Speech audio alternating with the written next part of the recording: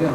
And you have books for sale? Yeah, I got books. You got a website, right? I got a website, and I'm getting ready to update my Weekendo book. I wrote a Weekendo book back in the 70s,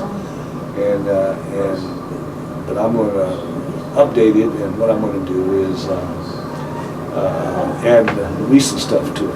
Right, right. It's become really an internal art. Your website is called? It's called leotfong.com. leotfong.com. Yeah.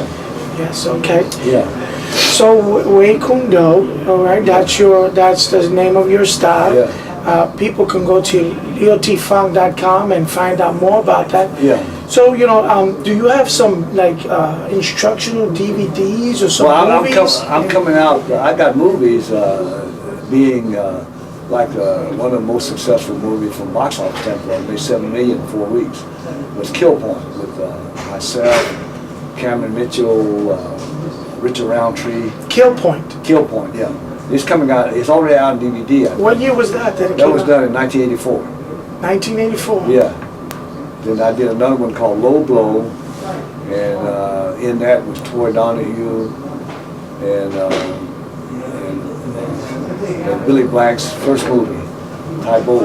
Right, right. Yeah, I know. And Billy Blank's in that movie, and then I did another one called Blood Street, starring myself and Richard Norton in it. Okay. Yeah, and then a bunch of other martial arts people. How many movies have you made? I made total about 23. 23. The first one, the first one was Murder in the Orient. What year was that? 1974. 1974. Yeah, it's with Ron Marchini. Right, right. There's a little clip on YouTube. Yeah, it was YouTube. Yeah. Right, right. Yeah. The fight scene of me killing a guy with the sword, and then there was the second movie I did was Bamboo Trap. Ronnie Van Cleef. Ron Van Cleef. How did he get a part in that one? Well, just called me up and kept bugging me about going to the Philippines. Finally, I said, well, there's not much money in it, but you want to go. I think I can scrape up $800 a week for you there for about 3 weeks. And so he went, and he was in Bamboo Trap. And then the third one was Enforcer from Death Row. Then he changed to Tiger's Revenge. And that got theatrical release. Right. Yeah. And what was the later? You did something called Transform? Yeah, Transform is the last one I did. It was released 2 years ago. 2 years ago, and who else is in that movie? That was in Fred Williamson and Tadashi Yamashita, okay. Myself, and I just played a small role in it because I purposely did it. You were behind the scenes mostly? Yeah, I was mostly production and a producer, and I wrote the script, and then so I just played a supporting role in it. Right, right. That's like Spike Lee does a lot of that. Yeah. He's mostly behind the scenes, but he gets a little part in it. Get to the point now, I don't really want to memorize a lot of lines and be the star. I just really just put something together and see other people who was anxious to become a star. Yeah, it's funny because I'm an actor myself, and I like to, whenever I get an opportunity to take on this role of interviewing somebody of your stature, I do this for the New York City cable area. But I recently had this little second part in American Gangster. It's a scene where Muhammad Ali's dancing. Don't blink. You going? Huh? Yeah, I'm going. I haven't seen that yet. I'm gonna get DVD and see it. Yeah. So, but let me tell you, you have been an inspiration to me. I've heard a lot about you. But I came across you one day. I was surfing the net, and I came across this article written in 1971 about a 41-year-old minister who's a martial artist and incorporates all kinds of stuff. And you give Bruce Lee his credit, but you're doing your own thing too.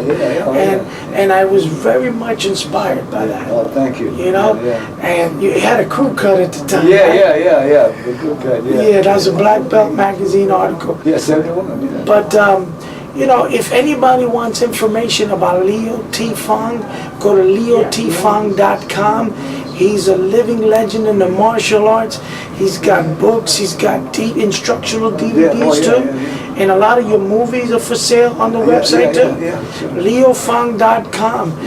Before we finish this interview, I want you to know that because you can learn a lot by going on the website and contacting him, getting his catalog and ordering stuff from there. Believe you me, I've been really blessed just by his Fong line. Sign up for the Fong line. You won't believe how much tidbits of wisdom and inspiration you'll get from his newsletter. Tell me some more. What else would you like the people in the audience to know about you, sir? Well, my whole mission in life is they're in the process of doing a documentary on me, so I went and got all the photos. Not all, really, it's just tip of the iceberg. I didn't even touch things. I had 100 photos already. And each one represent a segment of my life.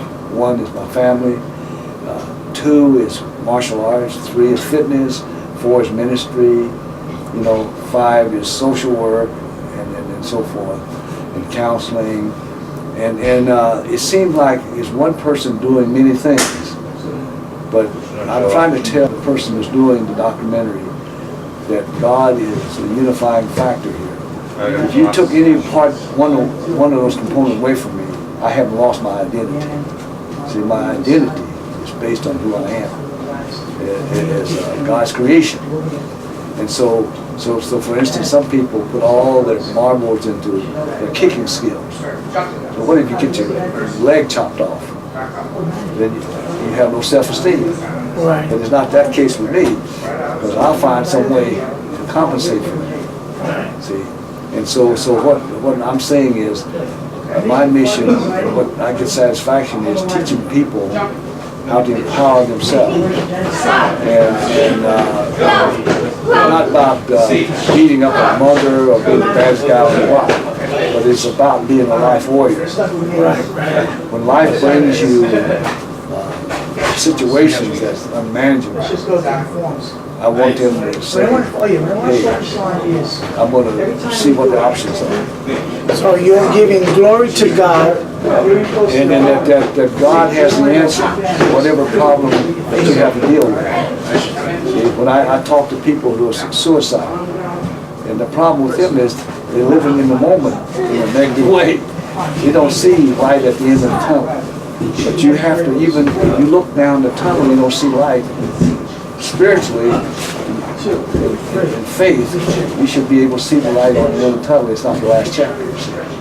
But God writes the last chapter. And then I do movies, not because I think I'm going to be a big movie star. I did it because it was a challenge. I never acted in my life.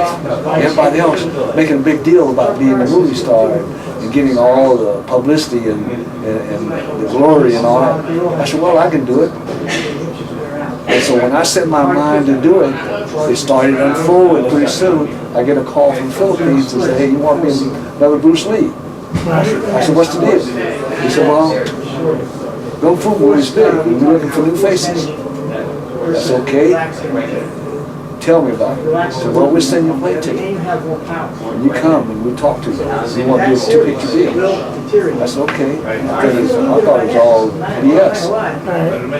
The airline calls me up and said, hey, we got a plane ticket waiting for you. And when I'm leaving, he said, you're leaving December. That was December of 1973. Right before Christmas. So I was working as a social worker at the time. I took a leave of absence. Went to the Philippines and signed a 2-picture contract. So, in a nutshell, because we're running out of time right now, you're saying that the foundation is God, and everything else is part of your life. It's active. Leo is not Leo Fong, but these things that Leo Fong do to affirm and confirm his faith that all things are possible with God. With God. Mr. Fong, we'll end it on that note, sir. Sir, you're an inspiration. God bless you. And I thank you for allowing me the honor to interview you and showing this to the community. Once again, leotfong.com. Check out his website. Sign up for the Fong line. Check out what you can order in terms of movies, books, and you will be enlightened in the martial arts, and most importantly, you'll also get some information about God that'll help you stay on the straight and narrow. Leo Fong, thank you. Thank you for the opportunity. It's a pleasure, sir. Thank you. Thank you.